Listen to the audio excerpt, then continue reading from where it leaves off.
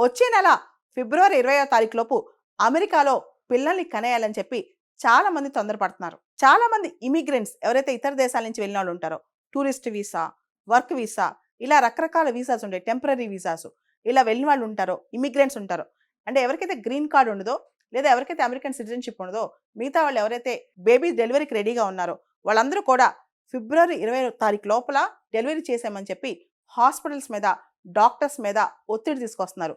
ఇది సిజేరియన్స్ చేసి మరి పిల్లల్ని తీసేయమని చెప్పి అడుగుతున్నారంట. దీనికి చాలా మంది అమెరికాలో మెడికల్ ప్రాక్టీషనర్స్ ఎవరైతే డాక్టర్స్ ఉంటారో వాళ్ళు కన్సర్న్ వ్యక్తం చేస్తున్నారు, ఆందోళన వ్యక్తం చేస్తున్నారు.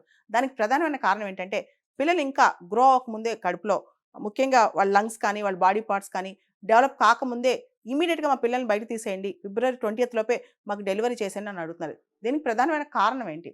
దీనికి కారణం ట్రంప్ తీసుకొచ్చిన ఎగ్జిక్యూటివ్ ఆర్డర్ ఏదైతే ఉందో, బర్త్ రైట్ సిటిజన్షిప్ రద్దు అవుతుందని చెప్పి అది ఫిబ్రవరి 20వ తారీఖు నుంచి ఇంప్లిమెంటేషన్లోకి వస్తుందని, చాలా రాష్ట్రాల్లో అమెరికాలో వస్తుందని చెప్పి ఒక ట్రెండ్ నడుస్తుంది అనమాట, ఒక డిస్కషన్ నడుస్తుంది. అందుకనే చాలామంది కంగారు పడి మా పిల్లల్ని ముందే డెలివరీ చేసేయండి 7th మంత్లో 8th మంత్లో అని కూడా అడుగుతున్నారంట. ఈ సిజేరియన్ ప్రెషర్ అనేది అమెరికాలో పెరిగిపోయిందని చెప్పి కూడా న్యూస్ వస్తుంది.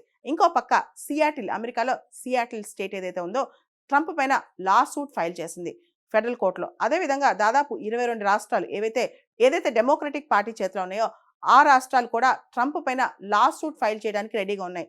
అయితే ఈ బర్త్ రైట్ సిటిజన్షిప్ అనేది ఎవరు ఒప్పుకుంటారు అమెరికాలో? ఏ రాష్ట్రాలు ఒప్పుకుంటాయంటే, ఏ రాష్ట్రాలు అయితే రిపబ్లికన్ పార్టీ చేతిలో ఉన్నాయో అవి మాత్రం ఒప్పుకునే అవకాశం ఉంది. తర్వాత చివరికి ఇదంతా కూడా అమెరికన్ సుప్రీంకోర్టుకి వెళ్ళిద్దనమాట. సుప్రీంకోర్టులో ఈ బర్త్ రైట్ సిటిజన్షిప్ రద్దు అనేది నిల్చుద్దా లేదా, అమెరికన్ 14th అమెండ్మెంట్ రద్దు అనేది నిల్చుద్దా లేదా అనేది పెద్ద క్వశ్చన్ అనమాట. కాబట్టి ట్రంప్ ఒక ప్రెషర్ క్రియేట్ చేయడానికి చాలా మంది ఇమిగ్రెంట్స్ మీద ఈ పన్నాగం పన్నాడు అని అంటారు. అయితే అమెరికాలో ఒక విశేషం ఏంటంటే, అమెరికాలో ఒక మైగ్రెంట్ బేస్డ్ ఎకానమీ. అమెరికాకి వెళ్ళిన వాళ్ళందరూ వలస వాళ్ళే. యూరోపియన్స్ చాలా మంది వెళ్ళి అక్కడ సెటిల్ అయ్యి అమెరికన్స్ సృష్టించారనమాట.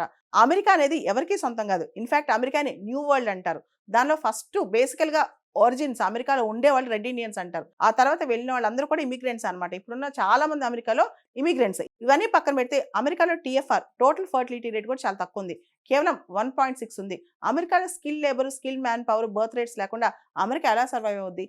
టెంపరరీగా ట్రంప్ ప్రెషర్ పెడుతున్నారు కానీ లాంగ్ టర్మ్లో ఇలాంటి రద్దు చేస్తే అది అమెరికాకు కూడా నష్టమే కదా. అంటే బర్త్ రైట్ సిటిజన్షిప్ కేవలం అమెరికాలో పుట్టినంత మాత్రాన అమెరికన్ సిటిజన్స్ కాదు అని ఆయన చెప్తే అదంతా టెంపరరీగా అనిపించవచ్చు, కానీ తర్వాత భవిష్యత్తులో అమెరికాలో సర్వైవల్ ఉంటుందా? అమెరికాలో టాలెంట్ పూల్ కావాలి, అమెరికాలో జనాలు కావాలి, అమెరికాలో బర్త్ రైట్స్ కావాలి, అమెరికన్ సిటిజన్సే అమెరికాలో పుట్టాలంటాం తప్పు కదా.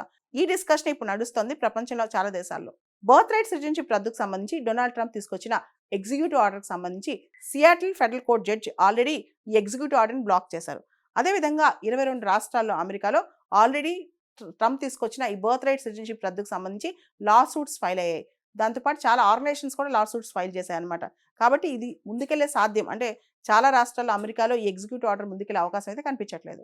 అమెరికా ఒక టాలెంట్ బేస్డ్ ఎకానమీ. ఖచ్చితంగా అమెరికాకి టాలెంట్ పూల్ కావాల్సిందే. అయితే లాటినోస్ ఎవరైతే లాటిన్ అమెరికా నుంచి వెళ్ళి అమెరికాలో పనిచేసే వాళ్ళు ఉంటారో చాలా వరకు వాళ్ళు హోటల్స్లో, చిన్న చిన్న రెస్టారెంట్స్లో, చిన్న చిన్న సర్వీసెస్లో, పెట్రోల్ స్టేషన్స్లో ఇలా పనిచేస్తారనమాట. వీళ్ళందరూ లేకుండా అమెరికన్ ఎకానమీ నడవదు. అంతేకాకుండా ఇండియా నుంచి అమెరికాకి వెళ్ళే వాళ్ళందరూ కూడా చాలా టాలెంటెడ్ పీపుల్. వీళ్ళు ఖచ్చితంగా అమెరికాకు కావాలి. అయితే పోల్ ప్రామిస్లో డొనాల్డ్ ట్రంప్ చాలా మందిని పంపించేస్తాను ఇవన్నీ చెప్పాడు కాబట్టి ఇప్పుడు కాస్త కఠినంగా మాట్లాడుతున్నారు అంతే.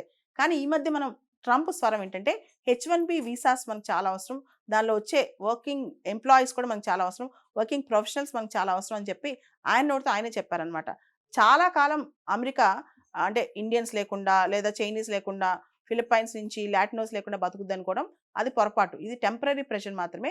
మనం కంగారు పడాల్సిన అవసరం లేదు. ఇన్ఫాక్ట్ మన స్కిల్ లేబరే అమెరికాకి ఎక్కువ అవసరం అని మనం భావించవచ్చు.